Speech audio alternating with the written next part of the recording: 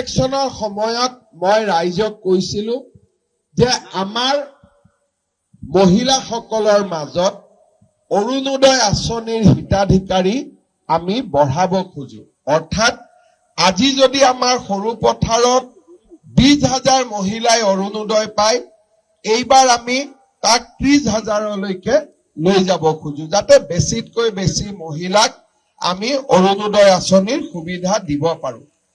অহা 15 তাৰিখৰ পৰা 28 তাৰিখলৈকে আমাৰ গাঁও সভাসমূহ অনুষ্ঠিত হ'ব আৰু এই গাঁও সভাসমূহত নতুন নতুন অৰুণোদয় হিতাধিকাৰী আমি নিৰ্বাচন কৰিম। এইবাৰ আমি হিতাধিকাৰী নিৰ্বাচন কৰোঁতে সমষ্টিটোত যিমানটা পুলিং বুথ আছে সেই পুলিং বুথ অনুসৰি হিতাধিকাৰীসমূহ আমি বিতৰণ কৰি দিছো।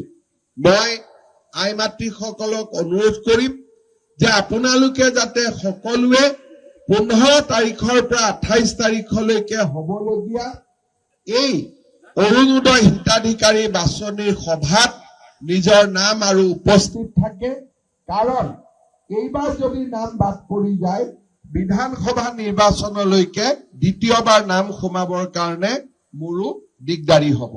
যিহেতু আজি মই সৰু পথাৰত আহিছো, 15 তাৰিখটো নিচেই ওচৰত, সেইকাৰণে এই বিষয়টো মই উল্লেখ কৰিলো। আৰু আগতে যিসকলে অৰুণোদয় পাই আছে তেওঁলোকেও নিজৰ নাম নতুনকৈ অন্তৰ্ভুক্ত কৰিব লাগিব।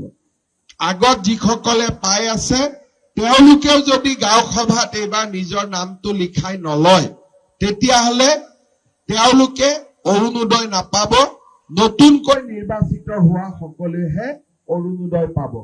সেইকাৰণে আগতে যিসকলে অৰুণোদয় পাই আছে তেওঁলোকেও যাতে অৰুণোদয় হিতাধিকাৰী সভাৰ বা হিতাধিকাৰী বাছনি সভাত উপস্থিত থাকে। ইলেকশ্যনৰ সময়ত মই ৰাইজক কৈছিলো যে আমাৰ মহিলাসকলৰ মাজত অৰুণোদয় আঁচনিৰ হিতাধিকাৰী আমি বঢ়াব খোজো। অৰ্থাৎ আজি যদি আমাৰ সৰু পথাৰত 20,000 মহিলাই অৰুণোদয় পায়, এইবাৰ আমি তাক 30,000লৈকে লৈ যাব খোজো, যাতে বেছিতকৈ বেছি মহিলাক আমি অৰুণোদয় আঁচনিৰ সুবিধা দিব পাৰো। অহা 15 তাৰিখৰ পৰা 28 তাৰিখলৈকে আমাৰ গাঁও সভাসমূহ অনুষ্ঠিত হ'ব আৰু এই গাঁও সভাসমূহত নতুন নতুন অৰুণোদয় হিতাধিকাৰী আমি নিৰ্বাচন কৰিম। এইবাৰ আমি হিতাধিকাৰী নিৰ্বাচন কৰোঁতে সমষ্টিটোত যিমানটা পুলিং বুথ আছে সেই পুলিং বুথ অনুসৰি হিতাধিকাৰীসমূহ আমি বিতৰণ কৰি দিছো।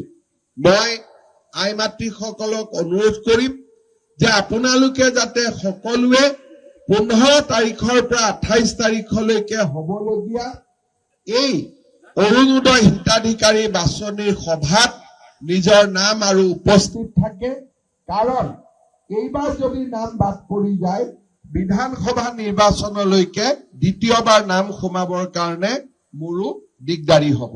যিহেতু আজি মই সৰু পথাৰত আহিছো, 15 তাৰিখটো নিচেই ওচৰত, সেইকাৰণে এই বিষয়টো মই উল্লেখ কৰিলো। আৰু আগতে যিসকলে অৰুণোদয় পাই আছে তেওঁলোকেও নিজৰ নাম নতুনকৈ অন্তৰ্ভুক্ত কৰিব লাগিব। আগত যিসকলে পাই আছে তেওঁলোকেও যদি গাঁও সভাত এইবাৰ নিজৰ নামটো লিখাই নলয়, তেতিয়াহ'লে তেওঁলোকে অৰুণোদয় নাপাব। নতুনকৈ নিৰ্বাচিত হোৱা সকলেহে অৰুণোদয় পাব।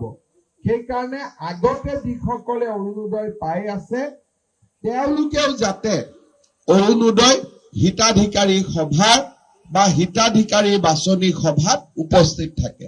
যিকোনো খবৰৰ বাবে যোগাযোগ কৰক 7099017330 লগতে 7099017110 নম্বৰত।